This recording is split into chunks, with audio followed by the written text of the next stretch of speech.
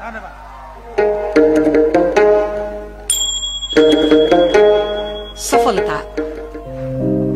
आज हरेक मानिस सुख, शान्ति र समृद्धि चाहन्छन्। यी सबै विषय प्राप्तिको लागि पैसा नै प्रमुख साधन भएको छ। तसर्थ आम युवाहरू पैसा कमाउनकै लागि विदेशिन बाध्य छन्। आँकडाले यही देखाउँछ।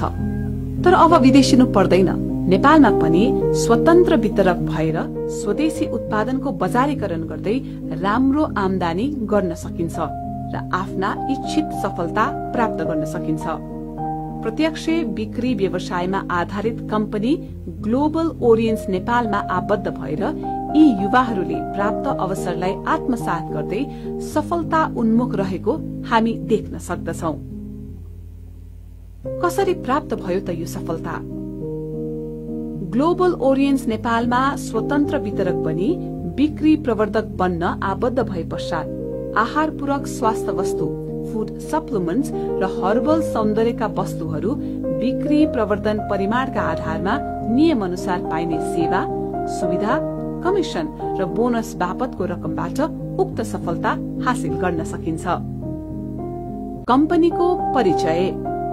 प्रत्यक्ष बिक्री ऐन 2074 र नियमावली 2076 बमोजिम वाणिज्य, आपूर्ति तथा उपभोक्ता संरक्षण विभागबाट 2077 आषाढमा इजाजत प्राप्त कम्पनी हो। यो कम्पनीले 5औं वर्षसम्म आइपुग्दा 1,77,77,44,141 रुपियाँको कारोबार गरी 4500लाई स्वरोजगार प्रदान गर्न सक्षम भएको छ। स्वदेशी उत्पादनलाई सम्वर्धन र प्रवर्धन गर्दै आन्तरिक खपतमा वृद्धि तथा आयात प्रतिस्थापन गर्ने यस कम्पनीको लक्ष्य रहेको छ। ग्लोबल ओरियन्स नेपालको साथ समृद्धिको आधार भन्ने नाराका साथ अगाडि बढेको यस कम्पनीले हरेक उपभोक्तालाई स्वस्थ, सौन्दर्य र समृद्ध बनाउने सोच राखेको छ।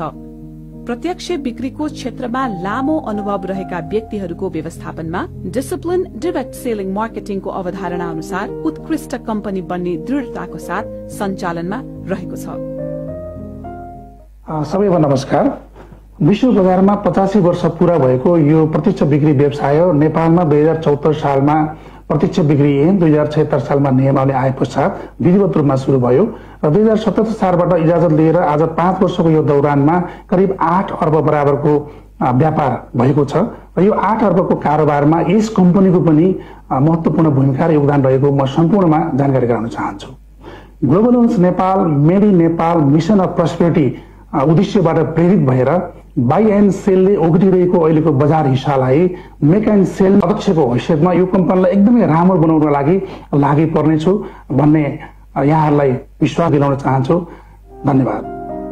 स्वस्थ भएर बाँच्न पाउनु आम मानिसहरूको नैसर्गिक र पहिलो शर्त हो। यद्यपि स्वस्थ बन्न स्वास्थ्यका बारेमा सचेत मात्र भएर पुग्दैन, स्वस्थ रहने विषयका बारेमा जान्न बुझ्न जरुरी छ।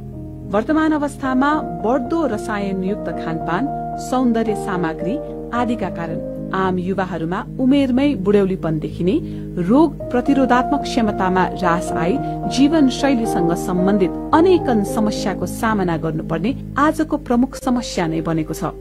अमेरिकन रिसर्चर डाक्टर अर्नेस्टले भने अनुसार अबका दिनमा जसको घरमा फूड सप्लिमेन्ट्स र फूड कन्सल्टेन्टहरू हुनेछन् त्यो घर नै स्वस्थ हुन्छ, अन्यथा मानिसको स्वास्थ्यमा ठूलो गिरावट आउँछ। तसर्थ आगामी दिन फूड सप्लिमेन्ट्सको नै बाहुल्यता र लोकप्रियता रहनेछ। विश्वमा 44% बजार पोषण तत्व रहेको वस्तुले ओगटेको छ। यही स्वास्थ्य र सम्पन्नतालाई केन्द्रमा राखेर स्थापित यस कम्पनीले लामो अनुसन्धान र अन्वेषणका आधारमा तयार पारिएका स्वास्थ्य मैत्री र गुणस्तरीय यस्ता उत्पादन आम उपभोक्ताको स्वास्थ्य र सौन्दर्यलाई ध्यानमा राख्दै बिक्री वितरण गरिरहेको छ।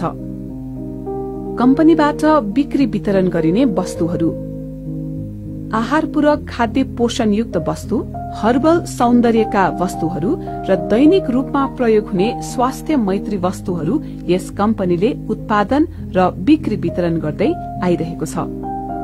कम्पनीको बजार योजना र वितरकले प्राप्त गर्ने अवसर: प्रत्यक्ष बिक्री प्रणालीमा उत्पादकले आफ्ना उत्पादन विक्रेता मार्फत सिधै घर घर अर्थात